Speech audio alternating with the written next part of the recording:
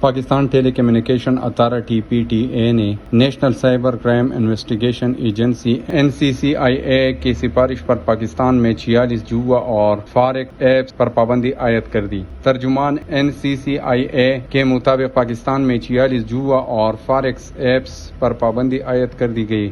National cyber crime investigation agency نے PTA کو ان apps کی بندش کے حوالے سے لکھا تھا۔ ترجمان کے مطابق یہ ایپس عوام سے اربوں روپے غیر قانونی طور پر بٹور رہے تھے۔ غیر قانونی ایپلیکیشنز میں فاریکس ٹریڈنگ کے نان ریگولیٹڈ ایپس بھی شامل ہیں۔